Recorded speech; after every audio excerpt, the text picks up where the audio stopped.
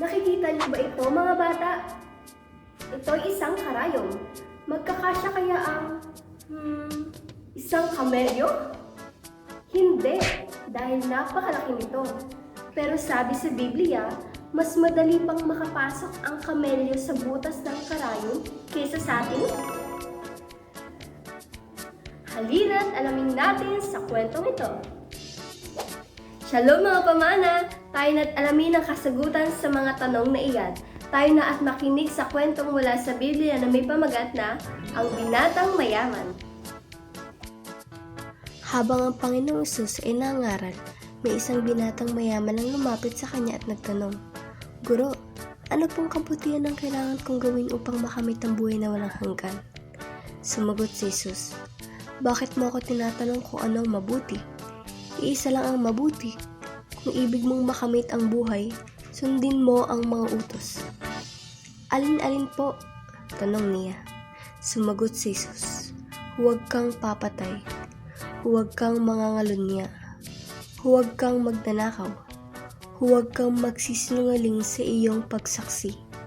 Igalang mo ang iyong ama at ina. At ibigin mo ang iyong kapwa gaya ng pag-ibig mo sa iyong sarili." Sinabi ng binata, "Tiyad ko na pong lahat iyan. Ano pa pong dapat kong gawin?" "Kung ibig mong maging ganap, humayo ka. Ipagbili mo ang iyong ari-arian at ipamahagi sa mga dukha ang pinagbilhan. Kapag ginawa mo iyan, magkakaroon ka ng kayamanan sa langit. Pagkatapos, bumalik ka at sumunod sa akin," sagot ni Hesus. Pagkarinig nito, malungkot na umalis ang binata sapagkat siya ay napakayaman.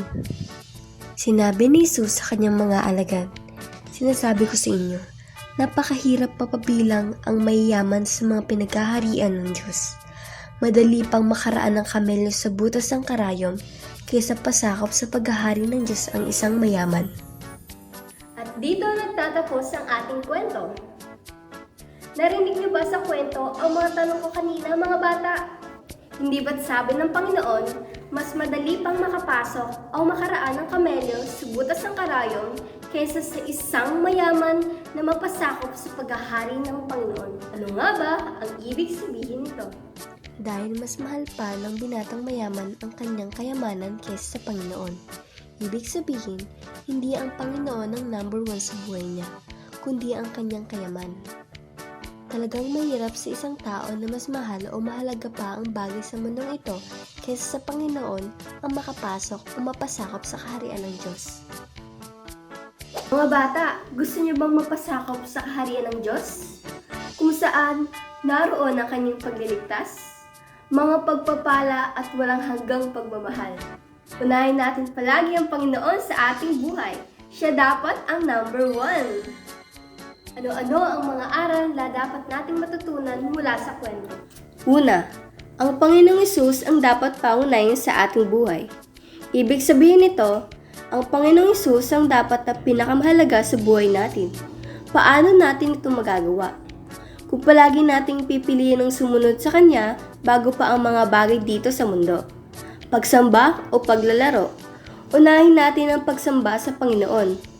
Tandaan, dapat ang Panginoon ang number one sa ating buhay. Pangalawa, sumunod sa mga utos ng Panginoong Hesus. Huwag nating tularan ng binatang mayaman na pinagpalit ang pagsunod sa Panginoon sa kanyang kayamanan.